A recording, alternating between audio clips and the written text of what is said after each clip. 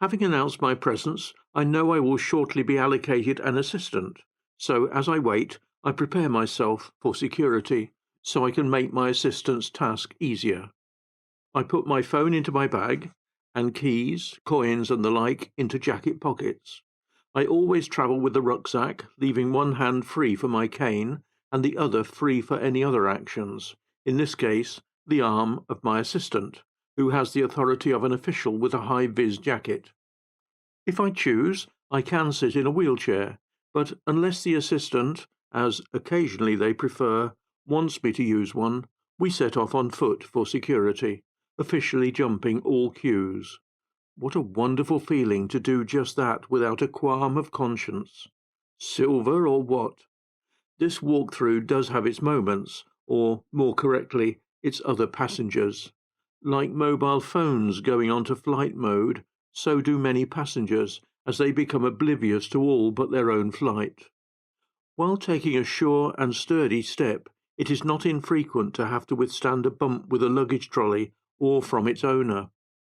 Security done, I am escorted to the boarding gate with any request stops I may make for toilets, coffee, etc. Here I am seated until boarding time, when my assistant returns to take me through to the aircraft, again past those familiar queues, until I am handed over to the airline stewards and escorted to my seat. Airlines differ on seating arrangements for those with disabilities, but it usually works out fine. At the arrival airport, I must resist the temptation to join the familiar scramble of other passengers seeking to get one pace ahead of somebody else in the usual stampede to disembark. So I just relax and muse about what they are all gaining in this race. After most or all have gone, an angel in OCS disguise, OCS being the name of the assistance company, appears again to escort me through the terminal, again minus the queues for passport control. I can now be delivered to a waiting person or to whatever mode of public transport I wish to take. At my London destination, I opt for the train, from which, until recently, I could just about make the necessary transfers to get to my brother's house, but now he meets me off the airport train. Most journeys flow smoothly, but occasionally a little more nerve may be required, like the time I was left behind at Liverpool Airport and had to sleep the night there. But that is a story for another time. The wider level of travel constraints for a VIP may be a cloud, but the experience just related must surely qualify as a silver lining to be relished. I love it, and it widens my horizons. A dream is born. For me, the sense of achievement, the countryside, fresh air, and the getting away from it all is why hill walking holds such appeal. I'm not a strong hiker, but just enjoy the challenge. This interest led me to read articles and books on adventures far more lofty than my own humble achievements. Everest and other Himalayan expeditions held special fascination. Then I came across an article about two Dutch guys who managed to reach the top of Mont Blanc after just turning up at base with no experience and even less in terms of proper equipment. It was probably foolhardy and hardly a model for that venue, as became apparent from further research. However, I still mused whether it was possible for me to achieve that climb.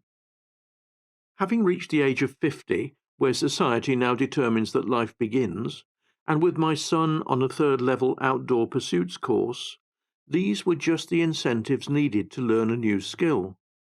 This was to be rock climbing, which turned out to be an important choice, particularly around climbing methods and the safe use of equipment. It also led to contact with one of the participants in the first successful Irish Everest expedition.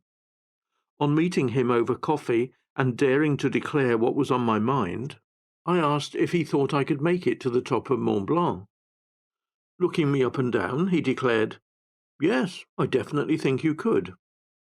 With such an endorsement from a professional, my head expanded a few centimetres, and so a dream was born. I must at this point confess that this adventure was before major sight loss, and therefore may not qualify for a place in this book, but it does give a little insight into some of what is to come later. I was to learn that climbing high altitudes over snow and ice was a far cry from even the worst of Irish conditions.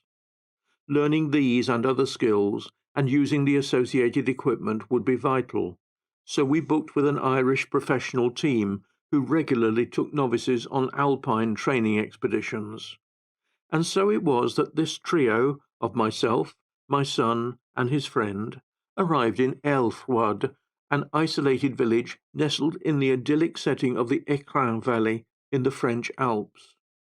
Here we learned how to use crampons, ice axes, harness and roping techniques, etc.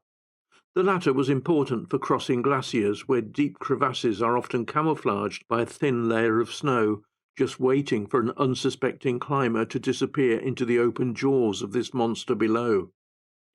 Protection against this is achieved by a number of people correctly roped together, so that if one should disappear in this manner, the fall is limited, and they can be rescued.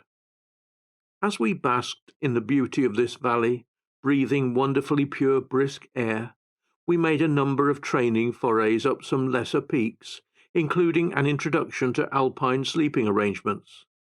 Our real target, 100 kilometres away, was Mont Blanc, towering over the tourist town of Chamonix. We took a mountain train to the main climbing route and walked for several hours up a moderately steep path. The scale of our adventure had already induced more than a little apprehension. Then, quite suddenly, we came upon one of the big dangers we had been warned of, just to add to our trepidation. The source of this was the Grand Couloir, a long glacier extending down an indentation in the side of the mountain, no wider than 100 metres, but starting 1,000 metres above and extending another 1,000 below, at an angle of 50 or 60 degrees. Warm afternoon sunshine had the effect of loosening rocks which had been frozen in position overnight, but now thundered down like missiles. They were a real threat while crossing. With a rockfall happening occasionally each day, they were not visible until the last moment. Thankfully, there was an overhead cable to which one could attach while crossing. Nevertheless, it was a daunting prospect, and after finding the courage for the first step, the rest were taken mighty quickly.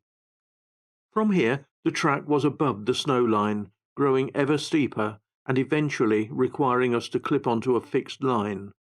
We were nowhere near the final ascent, for that was tomorrow's challenge. The night would be spent at the Gautier hut for some welcome food and rest. Because of a recent spell of bad weather, there was a backlog of prospective climbers, resulting in overbooking, and it becoming somewhat overcrowded. The final ascent would start at about 2:30 a.m., as frozen snow is much easier underfoot. By midday it would be slushy again. We slept on long benches, sardine style, in our climbing gear. The air was heavy for lack of ventilation. Everybody was so focused on the following day that nobody cared who was packed tightly beside them. The morning saw climbers setting off, duly roped in groups of 3 or 4.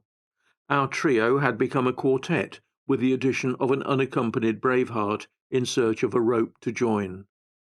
As we trudged uphill in the darkness, the route was only identifiable by the flickering light of head torches ahead. This was it, the final test. Well acclimatized to the altitude from the previous week, we felt strong, fit, and were pumping adrenaline. The final assault would take about 4 hours at a consistent pace. Dawn brought an explosion of colour to unveil a panorama of snow-capped peaks of such astounding beauty I had never before witnessed. The myriad shades of blue gradually gave way to a warm glow of orange, fading into a light yellow before the sun appeared to expose the sheer magnitude and magnificence of our surroundings. I could hardly believe it. Here I was, aged 50, on my first high-altitude adventure, my body in good shape, and no sign of altitude sickness. Any lingering self-doubt was giving way to fulfillment of my dream, now within reach. The summit was in sight, and in my euphoria, the temptation was, like an athlete approaching the tape, to quicken pace. A bad mistake at altitude. So my excitement had to be curtailed a little longer.